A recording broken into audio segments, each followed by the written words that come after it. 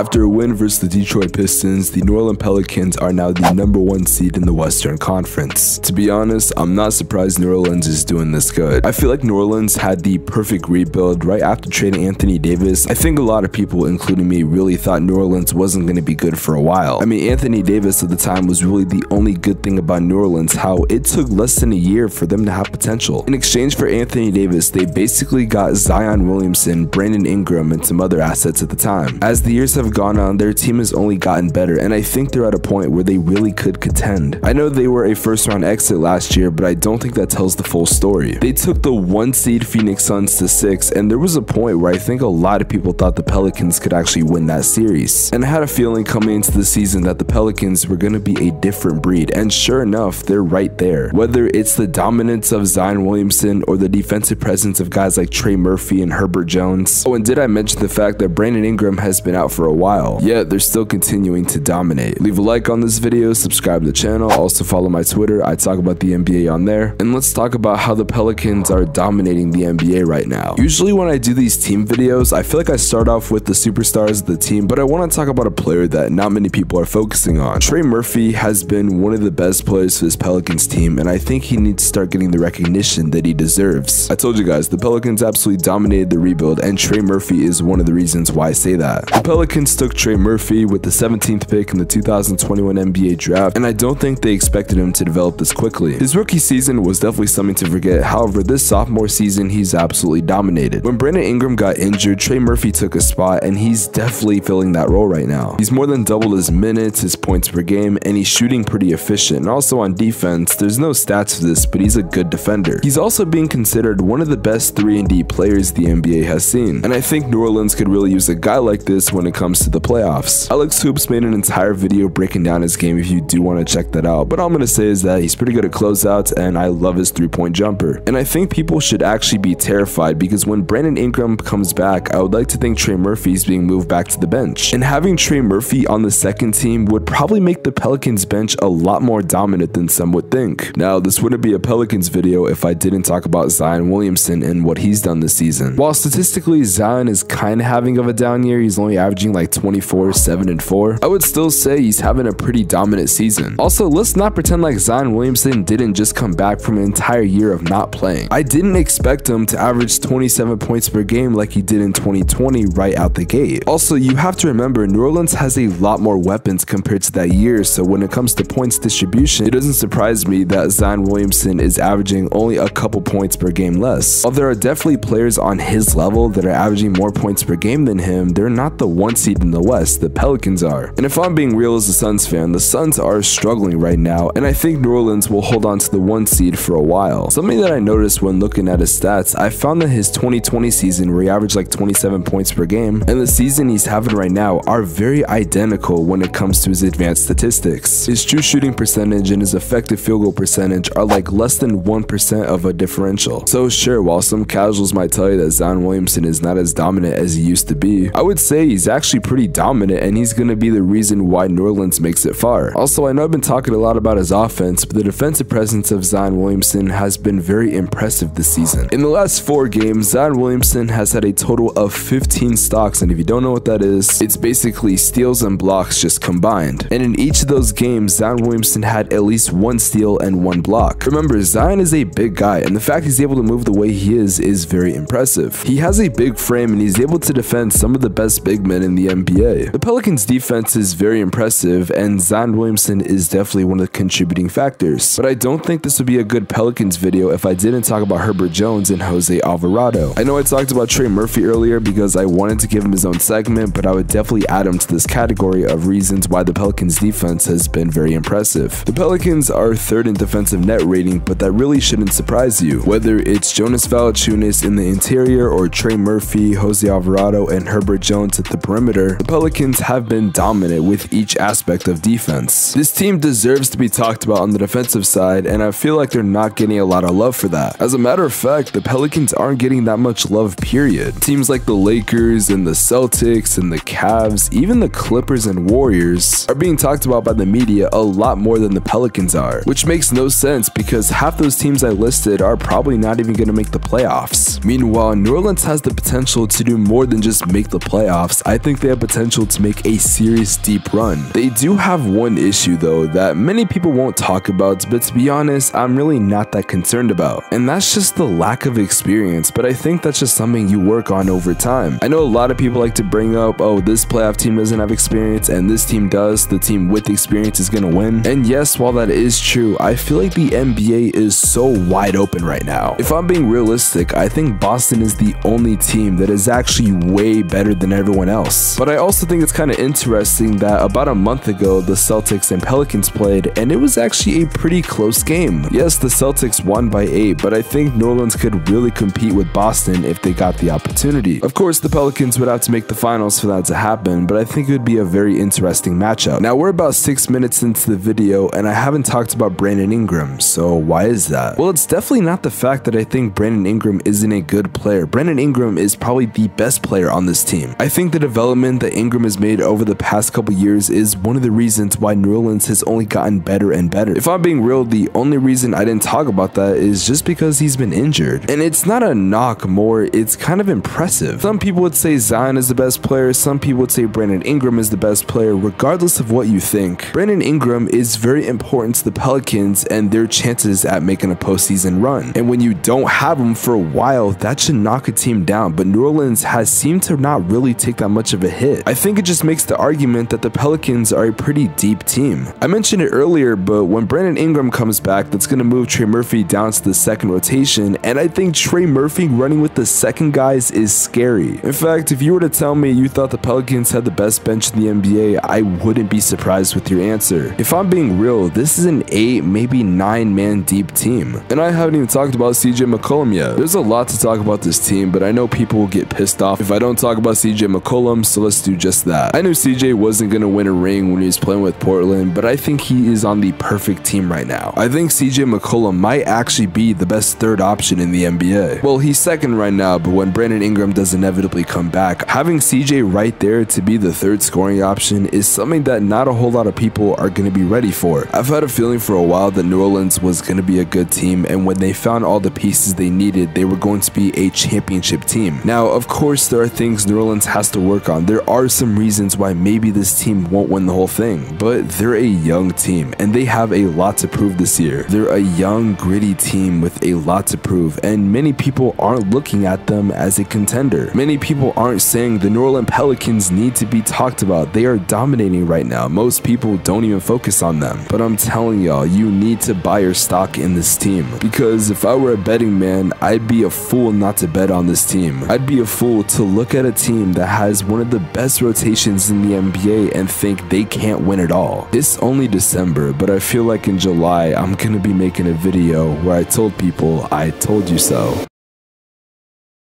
Niggas watching, I know that my nigga ain't giving no fuck if my crew ain't paid. I got a 30, my nigga got 50, that's 30 for 30, yeah, 60 for 20. Back on the block when these niggas, they see me, they know we was dirty, but now we get money. We pulling up double law, a Hellcat, Limbo truck, say you niggas ain't ready. If you want smoke, yeah, my niggas on steady. Do it 160 inside of the belly. Niggas, they started, they know I'ma finish this nigga, this pussy, I swear then I would.